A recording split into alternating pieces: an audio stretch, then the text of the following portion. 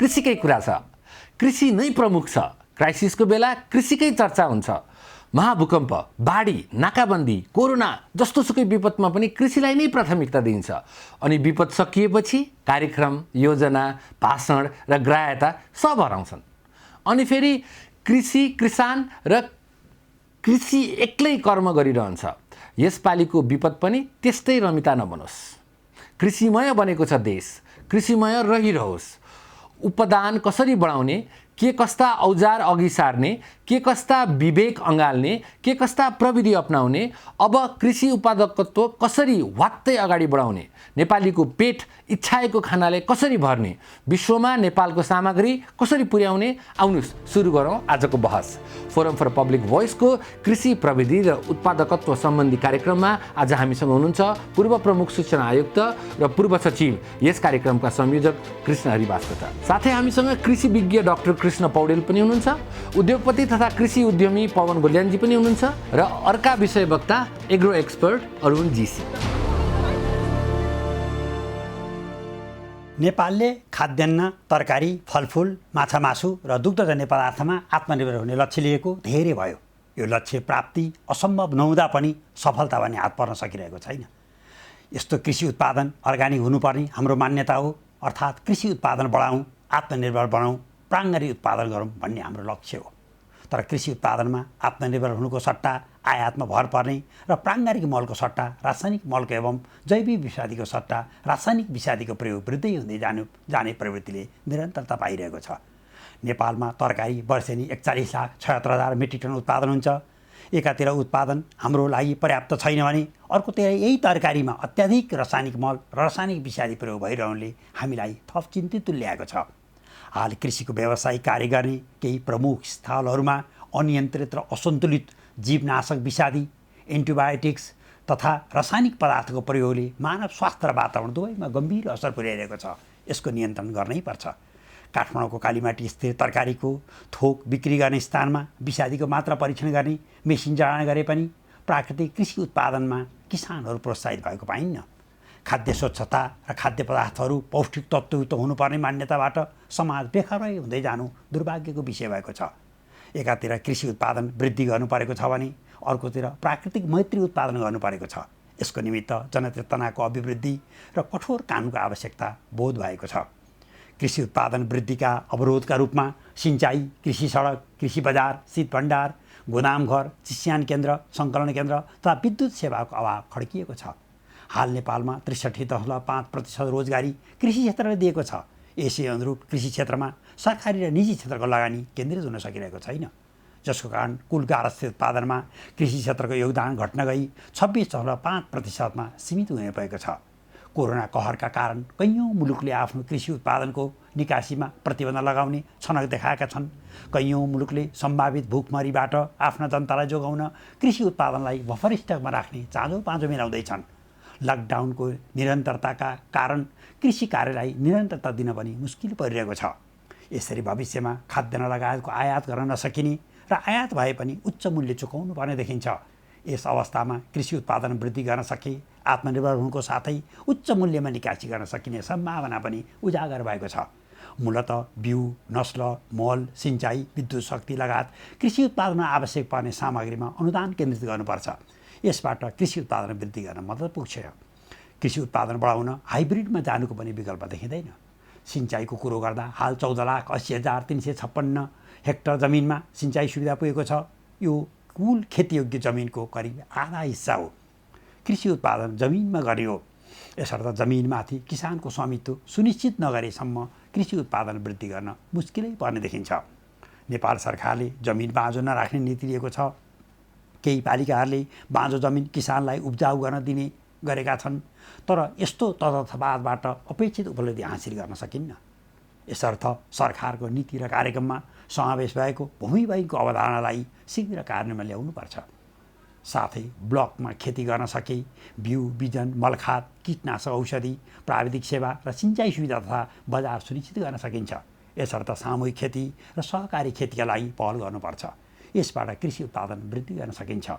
कोभिड-19ले कृषि उत्पादनमा आत्मनिर्भर हुनुपर्ने सन्देश दिएको छ। यसर्थ नेपालको कृषि उत्पादनलाई अर्ग्यानिक उत्पादनमा रूपान्तरित गर्ने यो उचित मौका हो।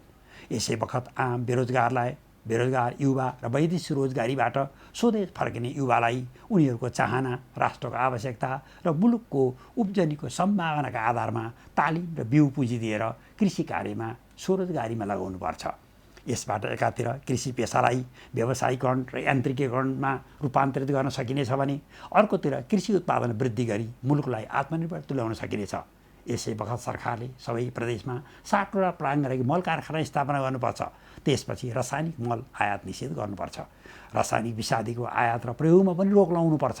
जैविक विषादीको प्रयोगमा किसानलाई उत्प्रेरित गर्नुपर्छ। कृषक पाठशाला र आइपिएम विधि मुलुकभरि लागू गर्नुपर्छ। प्रत्येक किसान बस्तीमा स्वयं किसानहरूले नै सञ्चालन गर्न सक्ने प्रयोगशाला स्थापना गर्नुपर्छ। किसान आफैले माटो परीक्षण गर्ने र शत्रुजीव र मित्रजीव पहिचान गर्न सक्ने ज्ञान र सिप प्रदान गर्नुपर्छ। एकातिर किसानलाई प्राङ्गारिक उत्पादनको उचित मूल्य प्राप्तिको प्रत्याभूति दिनुपर्छ भने अर्कोतर्फ रासायनिक मल र रासायनिक विषादी प्रयोग गरेको कृषि उत्पादनको बिक्रीमा रोक लगाउनुपर्छ। आम किसानलाई कृषिसँगै पशुपन्छी पालनका लागि उत्प्रेरित गर्ने प्याकेज जारी गर्नुपर्छ। साथै फलफुल खेतीका लागि पनि किसानलाई आवश्यक अनुदान र सहयोग उपलब्ध गराउनुपर्छ। मुलुकलाई खाद्य सम्प्रभु तुल्याउन र स्वाधीन अर्थतन्त्रको विकास जारी भएको 20 वर्षे कृषि विकास रणनीतिको प्रभावकारी कार्यान्वयन गर्नुपर्छ। एक पालिका एक उत्पादन, एक वन एक फलफुल खेती, एक जिल्ला एक पहिचानको अवधारणा लागू गर्नुपर्छ। यसबाट सम्बन्धित पालिकालाई गुणस्तरीय उत्पादन गर्न र उच्च मूल्य हासिल गर्न मनोबल उच्च हुनेछ। साथै पालिकाले अर्ग्यानिक उत्पादनलाई प्रोत्साहन गर्न र गैर अर्ग्यानिक उत्पादनलाई नियन्त्रण गर्न बल पुग्नेछ। यसै अनुरूप अनुदानका नीतिहरू लागू गर्नुपर्छ। यस अतिरिक्त आम जनताको फुड ह्याबिटमा पनि सुधार ल्याउने प्रयास गर्नुपर्छ। यसअनुसार चामल, गहुँ, मकै, कोदो, काबिनो, फापर लगायतका सबै कृषि उत्पादनको समुचित खानपिनले पौष्टिकता पैदा हुन्छ। नेपालीलाई भात नै खानुपर्ने बानीबाट विस्थापित गर्नुपर्छ। कोभिड-19को विषम परिस्थितिमा पालिकाहरूले वितरण गर्ने राहत सामग्रीमा आयातित चामल दिने होइन, स्थानीय उत्पादनको गहुँ, मकै, कोदो, फापर लगायतको कृषि उत्पादन दिनुपर्छ। जे भने पनि हामीलाई नेपालीको मुख्य खाना दाल भात र तरकारी नै हो। नेपालमा वर्षेनी 50 देखि 55 लाख मेट्रिक टन धान उत्पादन हुन्छ। यसलाई दोब्बर तुल्याउन हाइब्रिड, छोटो अवधिमा पाक्ने धान र सुक्खामा पनि फल्ने धान खेतीको मिसनमा जानुपर्छ। दालमा नेपाल आत्मनिर्भर छ, साथै दालको निकाय समेत हुने गरेको छ। गेडागडीको उत्पादन पनि बढाउनुपर्छ। तरकारीमा आलु र प्याजको ठुलो खपत छ, तर यसमा हामी डिफिसिटमा छौँ। यसर्थ अभियानकै रूपमा आलु र प्याजको उत्पादन वृद्धि गरी आत्मनिर्भर हुनुपर्छ। नेपालीको मुख्य खानामा रोटी पनि पर्छ। यसर्थ हामीले गहुँ, मकै र फापरको उत्पादन पनि बढाउनुपर्छ। नेपाल पोल्ट्रीमा आत्मनिर्भर जस्तो देखिए पनि दाना उद्योगका लागि ठुलो परिणाममा मकैको आयात हुने गरेको छ। यसको आयात रोक्न सक्ने गरी उत्पादन गर्नुपर्छ। नेपालीको मुख्य खाना ढिँडो पनि हो। यसर्थ हामीले कोदो लगायतको उत्पादन पनि बढाउनुपर्छ। नेपालमा खाद्यान्नलाई जाँड रक्सी बनाउन प्रयोग गरिन्छ। यसलाई कानुन निर्माण गरी खाद्यान्न नष्ट गर्नेलाई जेल सजाय गर्नुपर्छ। माछा, मासु र फलफुलमा पनि हाम्रो उत्पादन निकै कम छ। यसमा पनि राज्यको शक्ति खर्चनुपर्छ। यसरी रणनीतिक रूपमा प्राङ्गारिक कृषि उत्पादन गर्ने र कृषि उत्पादन वृद्धि गरी आत्मनिर्भर हुने लक्ष्यसहित अगाडि बढ्दा हामी लक्ष्यमा पुग्न सफल हुनेछौँ। यसबाट आम नेपाली आफ्नै उत्पादनको उपभोग गरी स्वस्थ, खुसी र सुखी हुनेछन्। धन्यवाद संयोजकज्यू। आजको एभी पनि सधैँ जस्तै नै एकदमै एनलाइटनिङ थियो र नेपालको एग्रिकल्चरमा एक्जिस्ट हुने समस्याहरू र अब गर्नुपर्ने चिजहरूको एउटा क्लियर ढाँचा दिनुभएको थियो।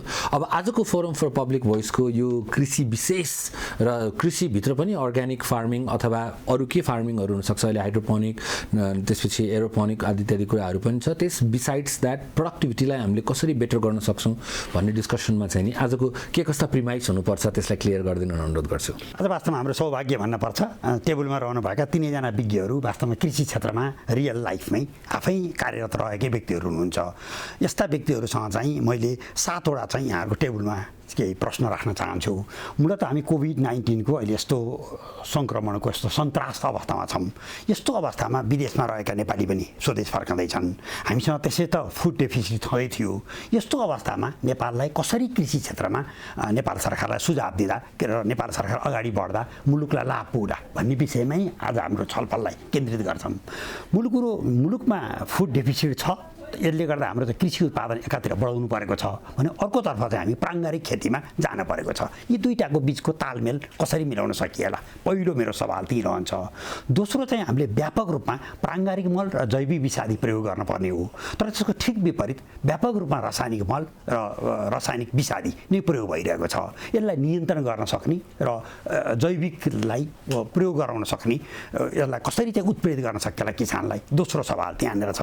तेस्रो सवाल चाहिँ नि के त हामीले चाहिँ नि सारा संसार कृषि उत्पादनलाई बढाउने भन्दा केही हाम्रा निश्चित खाद्यान्नहरू छन्, जस्तो हामीलाई चाहिँ बढी हामीलाई धान चाहिएला, गहुँ चाहिन्छ, कोदो चाहिन्छ, फापर चाहिन्छ, आलु चाहिन्छ, प्याज चाहिन्छ, दुध, माछा, मासु, फलफुल, केही तोकिएका 15-20वटा प्रडक्टको मिश्रण उत्पादन गरेर त्यसमा चाहिँ आत्मनिर्भर हुने हो कि त पहिलो चरणमा। तेस्रो प्रश्न मेरो यहाँ छ। चौथो चाहिँ वास्तवमा युवकहरू चाहिँ युवा जनशक्ति चाहिँ कृषि क्षेत्रको पेसामा आएनन्। यसले गर्दा यसलाई यान्त्रिकरणमा लाने भनियो। के त हामीले यान्त्रिकरणमा लाने विधि अहिलेसम्म हामीले के गर्यौँ, यसमा के चाहिँ कमी भयो, के गर्यो भनेदेखि चाहिँ युवाहरू यसमा आकर्षित होलान्। र पाँचौँ मैले प्रश्न राखेको चाहिँ यो व्यवसायीकरण गर्नको निमित्त हाम्रो उत्पादन छरियो भन्ने छ। त्यसले गर्दा एक पालिका एक उत्पादन, एक जिल्ला एक पहिचानमा हामी जाँदाखेरि के ठिक हुने हो त? यसमा विज्ञहरूको राय के रहला? र छैटौँ मेरो प्रश्न चाहिँ नि वास्तवमा यो एग्रो बेस्ड इन्डस्ट्रीहरू अझै पनि फ्लोरिस हुन सकेन। हुन त आज हामीसँग चाहिँ एउटा बलियो निजी क्षेत्र हामीसँग हुनुहुन्छ कृषि क्षेत्रको, तैपनि हामीले चाहिँ यो सहकारीको माध्यमद्वारा या निजी क्षेत्रद्वारा या व्यक्ति कसले चाहिँ नि यो एग्रो बेस्ड इन्डस्ट्री चाहिँ नेपालमा लगाउन सक्ला, यसमा के कमी छ भनेर हामी चर्चा गरौँ। र सातौँ र अन्तिम चाहिँ नि अहिले वास्तवमा कृषि भूमि चाहिँ किसानलाई उपलब्ध भएन भन्ने छ।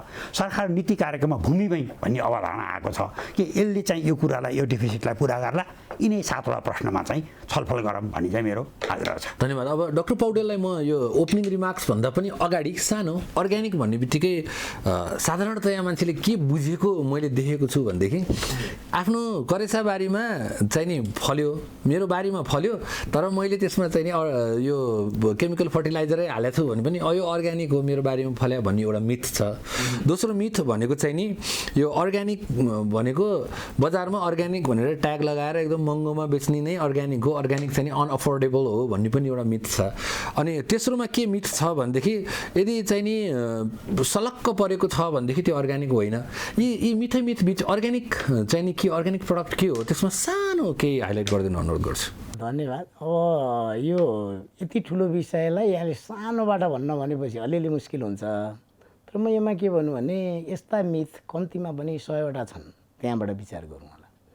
यो मिथहरू हुने कारणबाट पनि विचार गरौँ, किनभने अहिले यस्ता मिथहरू कहाँबाट प्रसारित हुन्छन् भन्यो भने एउटा हाम्रो सोसल इन्जिनियरिङ भन्छु होइन, हाम्रो शिक्षाले गर्छ त्यो। अर्को हाम्रो चाहिँ यो सबै पैसा रोप्ने पैसा फलाउने प्रवृत्ति छ। त्यसले के गर्छ भन्दाखेरि त्यो पैसा रोप्ने र पैसा नफलाउने सबै विवेकमाथि उसले चाहिँ भ्रम छर्छ। त्यसो हुँदा त्यो दोस्रो मिथ हो। र तेस्रो के छ भने अहिले यहाँले जुन भन्नुभयो नि, अब अलिअलि चाहिँ बुझाइहरूको फरक पनि छ, किनभने हामी रे भन्नेमा धेरै विश्वास गर्छौँ। त्यसो हुँदाखेरि त्यो रेले गरे हो, यहाँले अघि भन्नुभयो नि आफ्नो करेसाबारी यहाँ फलेको युरिया हाले पनि प्राङ्गारिक हुने, त्यो रे हो है। त्यसले गर्दा मैले चाहिँ यहाँले छोटरी भन्नु मैले के भन्छु भने हामी एक हिसाबले मैले धेरै छोटो गरी भन्दाखेरि के भने कृत्रिम रसायन र त्यसमा आधारित विषादी नहाल्ने हो भने हाम्रा उत्पादनहरू प्राङ्गारिकतर्फ जान्छन्। अब समग्रतामा प्राङ्गारिक भनेको के हो भनेर सोध्नुभयो भने त्यसको अन्तिम सत्य त भन्दैन, तर आज हामीले बुझ्ने साधारण भाषा के हो भने प्रकृतिको आफ्नो नियमभित्रबाट गरिने खेतीपातीको नजिक पुग्ने प्रक्रियालाई हामी प्राङ्गारिक खेती भन्यौँ, जैविक खेती भन्यौँ। It's very clear. अब यसपछि आजको ओपनिङ रिमार्क्सलाई म अनुरोध गर्छु। यहाँ अहिले हाम्रो किन्जर हरि सरले भन्नुभयो, मैले यहाँबाट कहाँबाट भन्नु भने आज हामी कोभिडमा जहाँनिर छौँ नि, अब कहिलेकाहीँ मलाई अलि डर पनि लाग्छ यस्तो कुरा गर्न। हामी आज कुन अवस्थामा छौँ भनेर मैले हिजो एउटा प्रसङ्गमा कुरा गरेको थिएँ। हामी घरमा हजुरबा बित्नुभयो भने हामी के गर्छौँ? हामी खेत रोप्न जान्छौँ कि होइन, अब बजारतिर लाग्छौँ कि हामी स्कुल जान्छौँ कि होइन हामी नियमित काम गर्छौँ भनेर मलाई सोध्नुभयो भने म के भन्छु त्यस्तो हुँदैन। केहीको रुवाबासी होला, तर धेरै मान्छेले के गर्ने हो भने हजुरबालाई घाटमा लैजान तयारी गर्ने। हामी आज कोभिडका कारणले हाम्रो जनस्वास्थ्य र खानेकुरामा जुन सङ्कट देखिँदैछ हामी त्यसको तयारीमा लाग्ने बेला हो। र अब ओपनिङ रिमार्क्सको लागि म मिस्टर कोल्यानलाई अनुरोध गर्छु। धन्यवाद। सबभन्दा पहिले आवश्यक के छ भने होला रेकर्ड होला, तर त्यो इफेक्टिभ छैन। लोकल लेभलमा, लोकल गभर्मेन्ट लेभलमा नै म्यापिङ हुनु पर्यो। को मान्छेसँग कति जग्गा छ, त्यहाँ कति बासिन्दा छन्, उनीहरूसँग कति कति जग्गा छन्, त्यो चाहिँ एउटा थाहा हुनु पर्यो। र त्यसको चाहिँ त्यो कस्तो छ त, त्यसमा एसिड कति छ अथवा अरू नाइट्रोजन कति छ, के छ, त्यो चाहिँ एउटा एक हिसाबको थाहा हुनु पर्यो। त्यसपछि त्यो यति थाहा भएपछि त्यहाँबाट चाहिँ सानाहरूलाई छुट्याएर उनीहरूको लागि त्यही लोकल लेभलमा चाहिँ एउटा कस्टम हायरिङ सेन्टर चाहियो। अहिले पनि ट्र्याक्टर पाउँदैन, थ्रेसर पाउँदैन, ड्रायर पाउँदैन, त्यसले गर्दा फसलहरू हार्भेस्ट लगाउनको लागि गाह्रो पर्छ। त्यही लोकल लेभलमा वेयर हाउसिङ पनि चाहियो, ड्राई वेयर हाउसिङ पनि चाहियो र कोल्ड स्टोरेज पनि चाहियो, नर्मल वेयर हाउसिङ पनि चाहियो। र यसलाई चाहिँ एग्रो प्रोसेसिङ इन्डस्ट्रीको साथमा जोड्नु पर्यो। मिस्टर कोल्यान, समग्रमा यहाँले भन्न खोज्नु भएको चाहिँ कृषिलाई हामीले होलिस्टिकली हेर्नुपर्छ र इच एन्ड एभ्री इकोसिस्टमको कम्पोनेन्टलाई चाहिँ एनालिसिस गर्नु जरुरी छ भन्ने ओपिनियन। धन्यवाद। अब म मिस्टर जीसीलाई रिक्वेस्ट गर्छु, यहाँ कृषि मन्त्रालयमा पनि हुनुहुन्छ र young youth involve in agriculture हुनुहुन्छ। सो यो युवाहरूले कृषिलाई कसरी हेरिरहेका छन् from each and every angle, from regulatory point of view र प्लानिङ पोइन्ट अफ भ्यू र एजुकेसन पोइन्ट अफ भ्यू र इभन एज एन एन्टरप्रेन्योर, र त्यसको लागि चाहिँ नि अब के कस्तो माहौल छ नेपालमा भन्ने कुरामा युवा र कृषिको बारेमा केही ओपनिङ रिमार्क्स दिन चाहनुहुन्छ भनेदेखि। धन्यवाद मलाई अपर्च्युनिटी दिनुभएकोमा। हामीले आफूलाई चाहिने खानेकुरा कसरी उत्पादन गर्न सक्छौँ, त्यो कसरी उत्पादन गर्न सक्छौँ भनिराख्दाखेरि के खाने हाम्रो इच्छा हो भन्ने कुराहरू पनि अलिकति त्यसमा महत्त्वपूर्ण हुन्छ। जस्तो खाद्य सुरक्षाको कुरा गर्नुहुन्छ भने हामीले अहिले विश्वभरि मान्दै आएको खाद्य सुरक्षाको परिभाषाले तपाईँले इच्छाएको खाना खाए मात्रै खाद्य सुरक्षित हुनुहुन्छ। तपाईँले पेटभरि जतिसुकै पोषणयुक्त खानेकुरा खानुहोस्, तपाईँले खाद्य सुरक्षित भएको मानिँदैन अन्तर्राष्ट्रिय परिभाषा अनुसार। तपाईँले त इच्छाकै खानु पऱ्यो। तपाईँलाई त्यही पिज्जा हटको पिज्जा खान मन लाग्छ, तपाईँले तर एकदमै पोसिलो चाहिँ हाम्रो अन्न खानुभयो भने यु आर फुड इन्सेक्योर। त्यसकारण त्यो खाद्य सुरक्षाको परिभाषा हाम्रो सन्दर्भमा के हो नि भन्ने कुरा पहिले त्यो परिभाषित गर्नु पऱ्यो। यो भूमि बैङ्क आइरहँदाखेरि केही न केही रूपमा हामीलाई कृषि गर्न खोज्ने नयाँ युवाहरूलाई चाहिँ त्यसमा लिङ्कअप गर्नलाई, जोड्नको लागि चाहिँ अवश्य सहयोग पुग्छ। र अन्तिममा मैले के जोड्न चाहेँ भने अहिलेसम्म हामीले चाहिँ अलिकति अब दुःखका साथै भन्नुपर्छ, हामीले आफ्नो अलिकति नगरेका कामहरू पनि स्वीकार्नुपर्छ। आजसम्म हामीले हाम्रा किसान कुन भनेर छुट्याउन सकेका छैनौँ, अथवा हामीसँग तथ्याङ्क छैनन् को किसान हो, कसले के खेती गरिरहेको छ, कसले के को लागि खेती गरिरहेको छ भन्ने हामीसँग कुनै पनि आँकडाहरू तथ्याङ्कहरू छैन। नेपालमा कृषकको चाहिँ आइडेन्टिफिकेसन अथवा आइडी कार्ड डेभलपमेन्टको होल प्रोसेस कहाँनिर छौँ हामीले? एक्ज्याक्टली, म त्यसैमा जोड्न खोजिरहेको। र हामीले अहिले नयाँ मन्त्रीज्यू हामीले अगाडिबाट नै अलिकति यसमा चाहिँ विशेष गरी युवा जत्थाहरू हामी जति पनि छौँ कृषिमा हामी त्यस एकदमै जोड गरिरहेको थियौँ। र अहिले नयाँ मन्त्रीज्यू आइसकेपछि, घनश्याम भुषाल आइसकेपछि उहाँहरूसँग पटक पटकको अनुरोधपछि एउटा यो चाहिँ इन्टरनलाइज भयो सबैलाई होइन। र अहिले हामीले चाहिँ यो अब आउने सालबाट आर्थिक वर्षबाट फार्मर्सको रजिस्ट्रेसनको लागि, कृषकको दर्ताको लागि चाहिँ हामीले एकदमै युद्ध स्तरमा काम गरिरहेका छौँ। संयोजकज्यूलाई सोध्न चाहेँ, यो कृषिमा हामीले मोडर्नाइजेसनको कुरा गर्छौँ, तर मोडर्नाइजेसन भन्ने बित्तिकै अथवा भनौँ न मोडर्नाइजेसन भन्ने बित्तिकै मेकनाइजेसनतिर जानुभन्दा पनि त्यसको चाहिँ नि टेक्नोलोजी बेटर गर्ने, एक्जिस्टिङ भनौँ न हलो जोत्ने हो भने अस्ति भएर एकजनाले के उदाहरण दिनुभएको थियो भने त्यो हलोमा चाहिँ एउटा सिँगै मान्छे बसेर उसले चाहिँ नि भनौँ न 50-60 केजीको वेट त्यहाँ दिनु, त्यो गहिराइमा त्यो जानु जरुरी छैन भनेदेखि त्यहाँ 20 केजिज मात्र दिए हुन्छ भन्ने कुरा पनि यस्तो खाले R&Dहरू पनि भइरहेछ अरे भनेर भनेपछि हामीले चाहिँ नि इन्डिजिनियस मेथड्सहरूलाई बेटर गराउनुतिर नलागेर यो यान्त्रिकरण भन्दै खालि ट्र्याक्टरमै हामी किन बढी फोकस गरिरहेछौँ? वास्तवमा यस्तो हो, आज हामीले जुन एउटा छलफल गऱ्यौँ, मैले ओपनिङ रिमार्क्स सबै विज्ञहरूको चाहिँ सुने, मूल कुरो नै हामी सबैजना नै दोषी छौँ, यसमा केही विवाद छैन। हामीले एग्रिकल्चरमा चाहिँ अलिकति हात हालेको भनेको एग्रिकल्चर प्रोसेसरी प्लान जुन बेला ल्यायौँ, बल्ल राज्य प्रणालीले अलिकति आई ओपन गर्यो। मैले चाहिँ युरोपमा पढ्दाखेरि थाहा पाएको करिब 15% मानिस पनि कृषिमा छैनन्। तर उनले आफ्नो मुलुकलाई आत्मनिर्भर बनाएका छन् किन हाइली पुरै उपकरणमा आधारित छन्, हाइब्रिडमा गएका छन्, त्यसका चाहिँ नि उत्पादन क्षमता उनीसँग छ। यसर्थ हामीले कृषि पेसामा जथाभावी होइन, माध्यमिक तहको अथवा उच्च तहमा उसले पढेको मान्छे नै कृषि पेसामा जाने र कृषि खेती गर्नलाई चाहिँ उसलाई सबै इनपुटहरू जग्गा जमिन लगाएर चाहिँ उसलाई प्राप्त हुने वातावरणमा हामी जानैपर्छ। डाक्टर पौडेल, यहाँले यो कृषिसँग चाहिँ नि अब कम्प्लिटली भिज्नु भएको छ, यहाँको जीवनको अमूल्य समय कृषि सम्बन्धी एस्पेक्ट्सहरूमै बिताउनु भएको छ।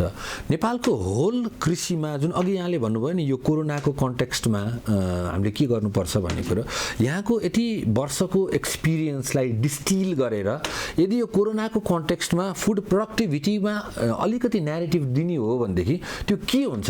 यहाँले भन्नुभयो हाम्रो फुड हेबिटहरू चेन्ज हुन्छ, कस्ता हुन्छन्, र यहाँले भन्नुभयो अहिलेको प्रायोरिटी अर्को हुनुपर्छ, त्यो के हुनुपर्छ? अलिकति स्पेसिफिक र ब्रिफ चाहिँ कमेन्टको लागि म अनुरोध गर्छु। आज हामी जहाँ छौँ हाम्रा कुरा त्यहाँबाट सुरु हुने हुन्। त्यसो त मैले पहिला के स्पष्ट गरौँ भने म दूरदृष्टिको कुरा गर्दा हामी आज जहाँ छौँ भन्ने कुरालाई म सङ्क्रमणका हिसाबले हेर्छु। कृषिमा हामी आज कहाँ छौँ? मैले त्यही कुरा के गर्न खोजेँ भने यहाँ अहिले यान्त्रिकरणको कुरा आउँछ, हामी अलिकति अघि उहाँले भन्नुभयो यो गुड एग्रिकल्चर प्र्याक्टिसको कुरा आयो, ल्यान्ड ब्याङ्कको कुरा आयो, एग्रो फरेस्ट्रीको कुरा आयो, अब अलिकति ठुला फार्म गर्न पऱ्यो, व्यवसाय गर्न पऱ्यो, ट्र्याक्टर चलाउन पऱ्यो भन्ने कुरा आयो।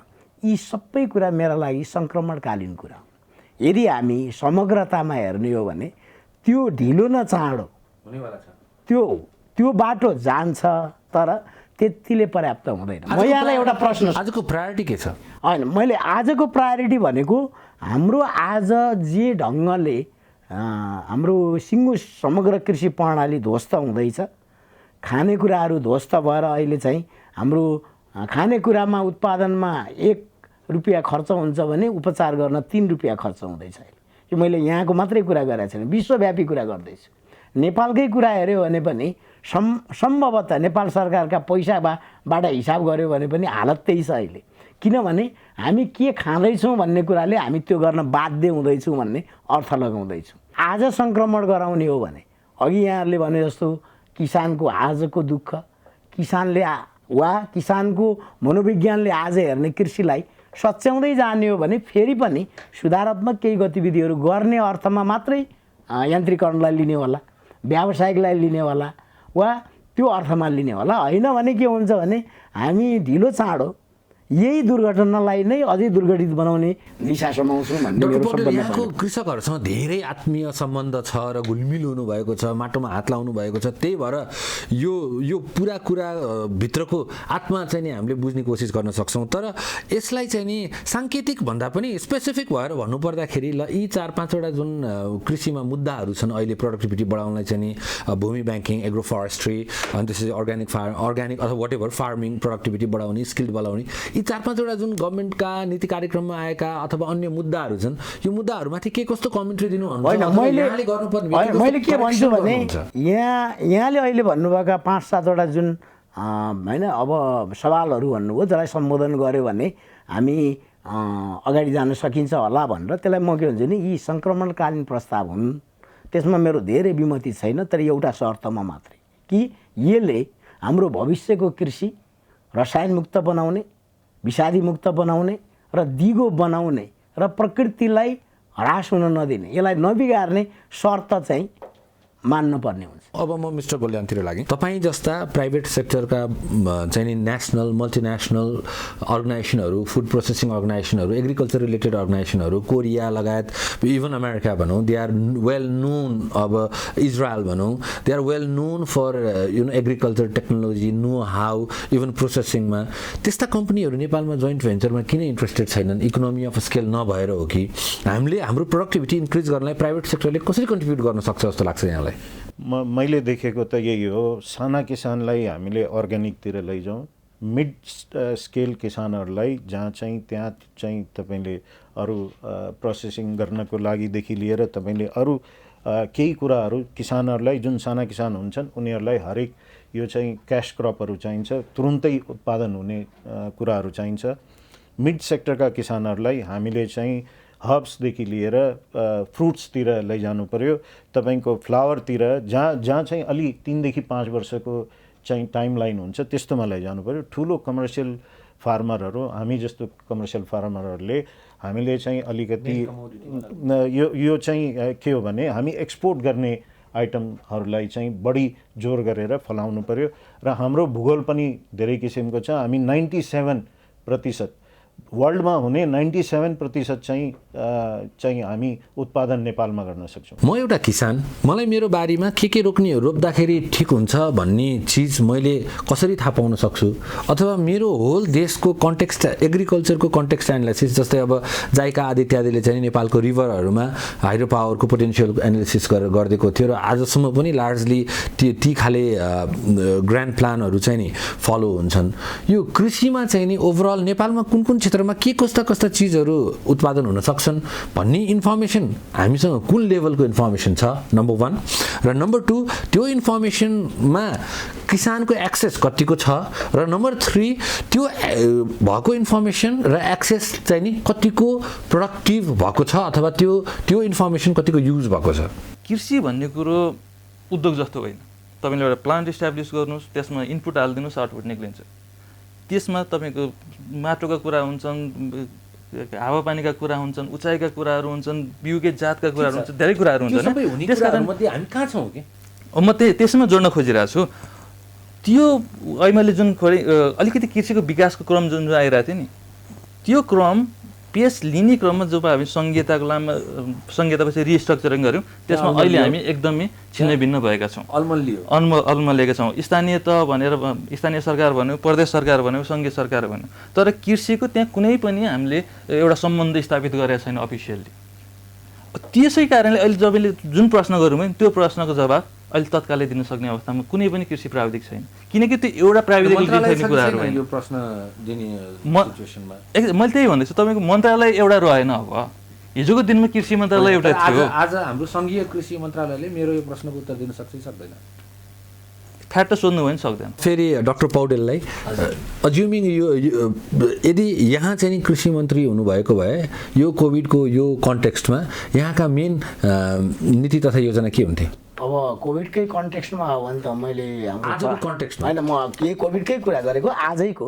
अब 1 हप्ता अगाडि मात्रै सभामुखलाई होइन के हुनुपर्छ नेपालको कृषि भनेर लेखेर दिएको छु, सांसदहरूले निर्णय गरून् भनेर।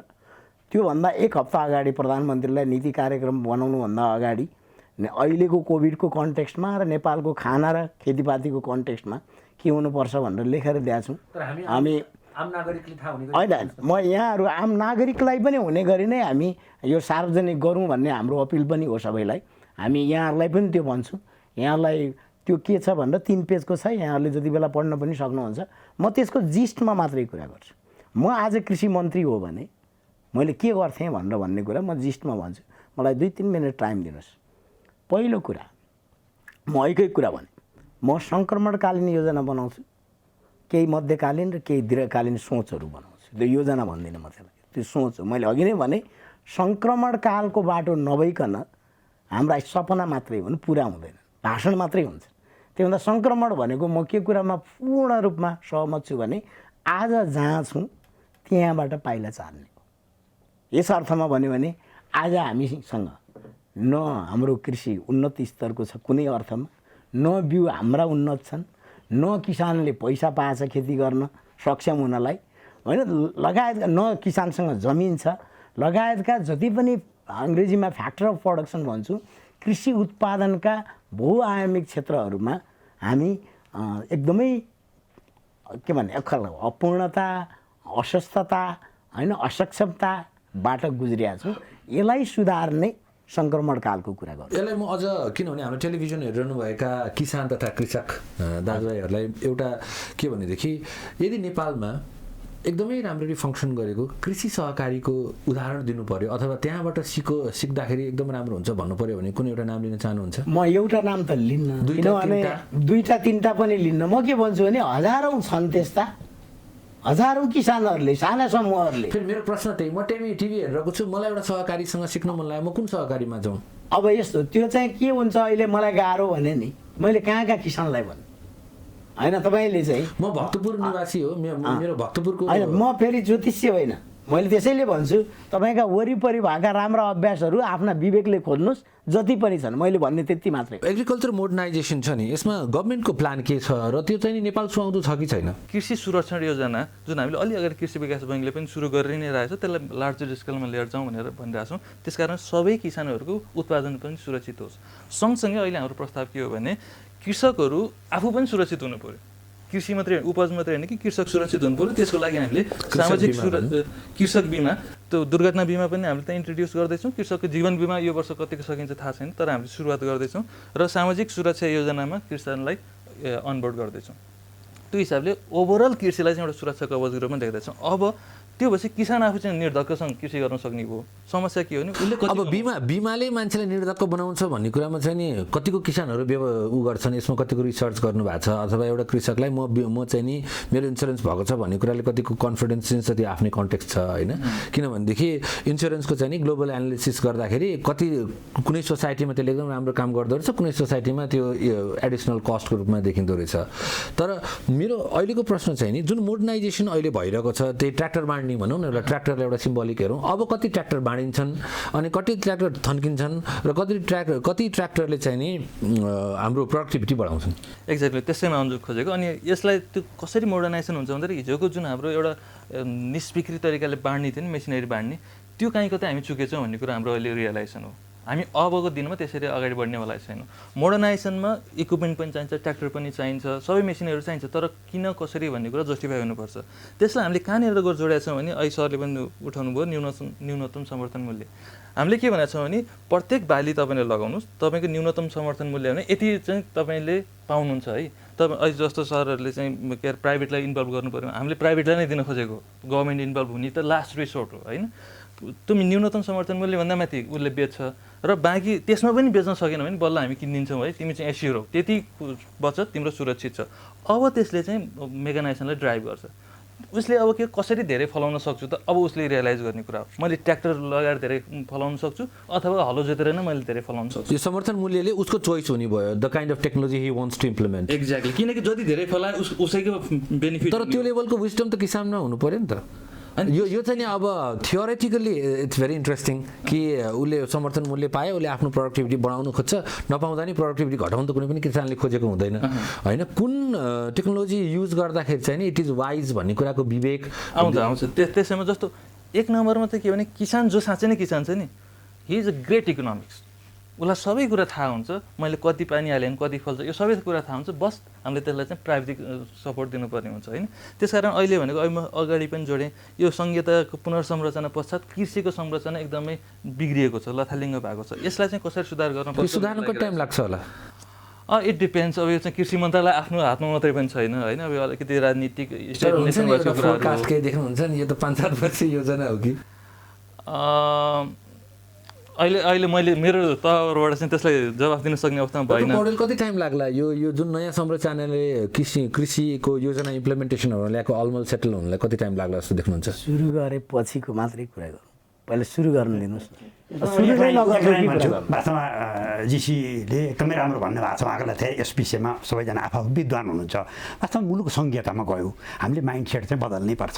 मेरो विचारमा सङ्घीयतामा गइसकेपछि कृषि सेक्टर चाहिँ सङ्घीय सरकारको दायराभित्र रहला कि प्रदेश सरकारको दायराभित्र रहला कि स्थानीय सरकारको दायराभित्र रहला भन्दा मेरो विचारमा निसन्देह यो चाहिँ स्थानीय सरकारको दायराभित्र रहन्छ। यसरी हामी क्लियर हुँदै जानुपर्छ। सबैको सेरोफेरो मेरो सङ्घीय प्रधानमन्त्रीकै सङ्घीय कृषि मन्त्रीकै सेरोफेरोमा कृषि विषय आउँछ, सबै विषय आउँछ भन्यो भने त सङ्घीयता के हुन्छ? हामीले डिपार्चर लिने बेला भयो। त्यसमाले सङ्घीयले के गरिदिन्छ भने अहिले हामीले भने त निर्देशित खेती हो कि अथवा कुन किसिमको फर्टिलाइजर, कुन किसिमको अर्ग्यानिकपन, कुन किसिमको नेचरसँग चाहिँ टच गर्ने, यो कसरी खाद्य सुरक्षा दिने, सम्प्रभुता, मुलुकलाई कसरी बचाउने, आत्मनिर्भर कसरी हुने, मुलुकले कसरी प्राइड गर्ने कुरो सङ्घीयताले गर्छ।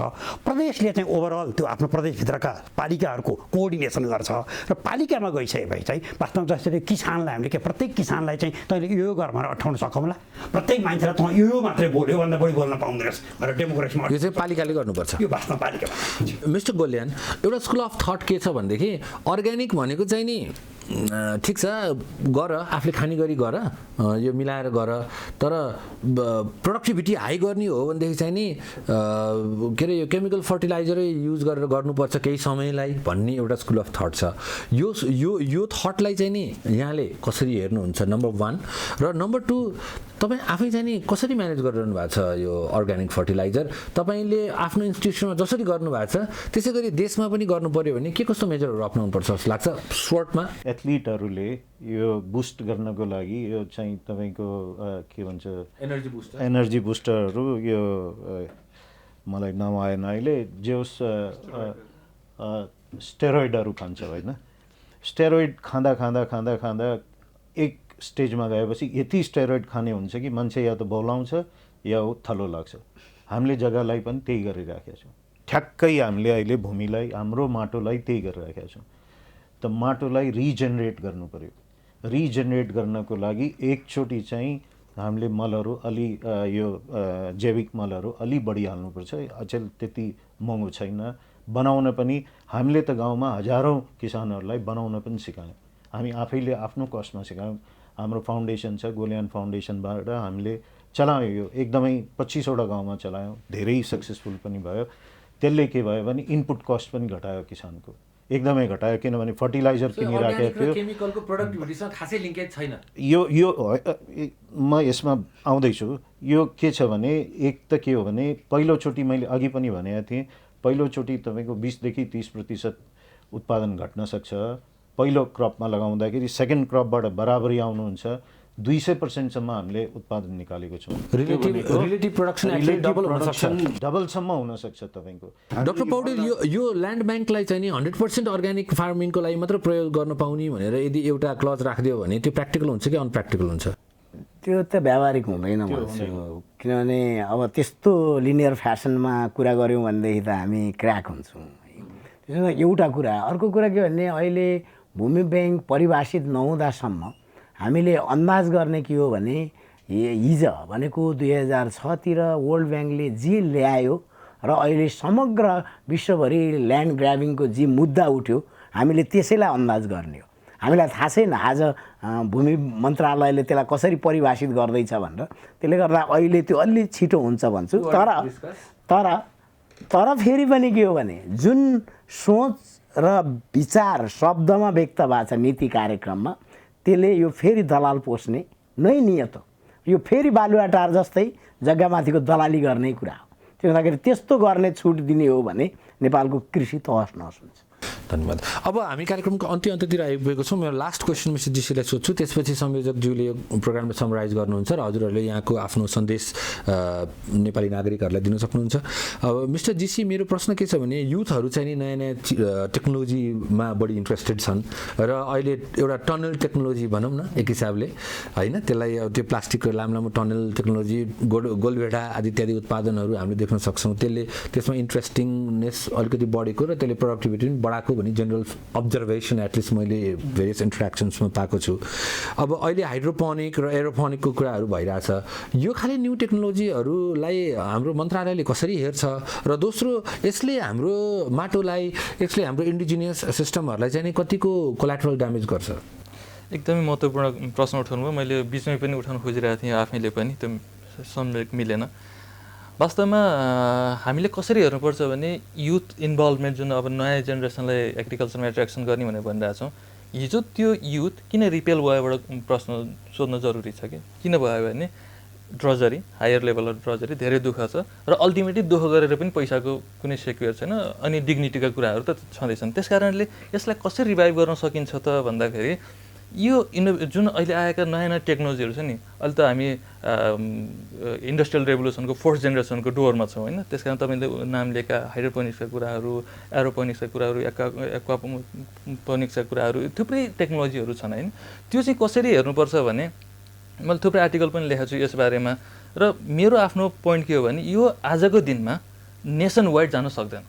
तर त्यसको लागि हामी प्रिपेयर्ड भएर बस्नुपर्छ किनकि यो क्लाइमेट रेजिलियन्ट छ युथ एट्र्याक्सन गर्नलाई युथ फ्रेन्डली छ तपाईँले घर घरमा जस्तो अर्को मैले यहाँ अर्बन एग्रिकल्चर जोड्न खोजिरहेको थिएँ यो कोरोना क्राइसिसमा यस्तो हाहाकार हो हामी तरकारीको लागि विशेष गरी तरकारी दुध माछाको लागि चाहिँ एकदम हाहाकार छ भने यदि हामीले टाइमली नै यो शहरी खेती र सौर उर्वरक खेतीलाई प्रवर्धन गर्न सकेको भए तरकारीमा हाहाकार हुने अवस्था थिएन।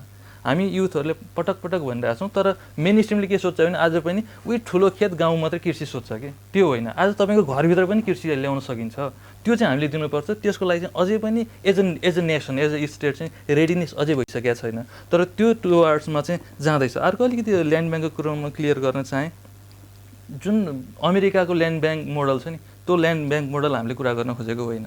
हामीले ल्यान्ड ब्याङ्कको कुरा किन गर्न खोजेको भने अहिले एकदमै सानो चक्ला छन्, लेस देन 0.5 हेक्टरको पार्सलहरू छन् र कहाँ के खाली छ, कहाँ के गर्न सक्छ। त्यसको कन्सेप्टको बारेमा त हामीले बुझ्यौँ, तर कन्सर्न के थियो भने यो अहिले तपाईँहरूले इन्भिसाज गर्नुभएको ल्यान्ड ब्याङ्क चाहिँ मिसयुज हुने के सम्भावना? एक्ज्याक्टली, म त्यसैमा देख्नुहुन्छ। अहिले चाहिँ के गर्न खोजेको भने जस्ट हामीले यो ब्याङ्कको कन्सेप्ट हिजोको दिनमा हाम्रो हजुरबासम्म अथवा बुवाको पनि अर्ली जेनेरेसन सोध्नु भयो भने ब्याङ्कमा पैसा राख्ने चलन थिएन। किन?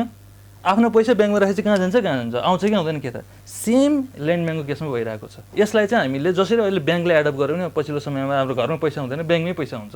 इन द सेम हो हामीले ब्याङ्कलाई चाहिँ एउटा ल्यान्ड इन्फर्मेसन सिस्टममा युज गर्न खोजेको। त्यस कारण त्यसमा त्यस्तो धेरै यसको मिसयुज हुने त्यति विधि यो मिसह्यान्डल हुने मिसयुज हुने चान्सेसहरू देख्नुहुन्न? अहिले जुन डेभलपमेन्ट भइरहेको छ त्यो डेभलपमेन्टले कुनै पनि मिसयुज अथवा त्यसमा पोलिटिकल स्क्यान्डल अथवा ठुला ल्याएर कब्जा दलालीकरण गर्ने त्यो चाहिँ मैले पटक्कै देख्थेँ। जस्तो एउटा सरले उठाउनु भएको क्वेसन थियो कि जुन फुड ब्याङ्कको कुराहरू छ नि, हामीले अहिले के भनेको के हो भने एमएसपी लागू गरिराख्दाखेरि न्यूनतम समर्थन मूल्य गरिराख्दाखेरि सकेसम्म राज्य इन्भल्भ हुने नै होइन, हामी इन्भल्भ हुन खोजेको नै होइन। तर लास्ट रिसोर्टको रूपमा अहिले पनि मैले भने काहीँ पनि बिगेन भने त्यो चाहिँ हामीले किनिदिने र त्यो कसरी किनेर के गर्ने त भन्दाखेरि हाम्रो पब्लिक डिस्ट्रिब्युसन सिस्टम स्ट्रङ छैन आजको दिनमा। त्यो भोलिको दिनमा बनाउँदै जानुपर्ने हुन्छ र प्रत्येक पालिका प्रत्येक प्रदेशमा चाहिँ त्यो फुड ब्याङ्कको रूपमा खाद्य ब्याङ्कको रूपमा इस्टाब्लिस हुन्छ। त्यो ल्याएर चाहिँ हामीले त्यहाँ व्यवस्थित गर्छौँ। र जस्तो अहिले कोरोनाको रूपमा क्राइसिस भयो, खाद्य सुरक्षाको सबैभन्दा ठुलो मार पर्ला परेको छ दैनिक देलाजारीको। तर हामी अझै पनि स्टोरेजको लागि त्यसलाई ह्यान्डल गर्नको लागि त केपेबल छौँ र भने खाद्य संस्थान एउटा एकदम राम्रो उदाहरण होइन र? त्यसैलाई मात्रै गरेर त्यसैभरि हेर्नु हुँदैन।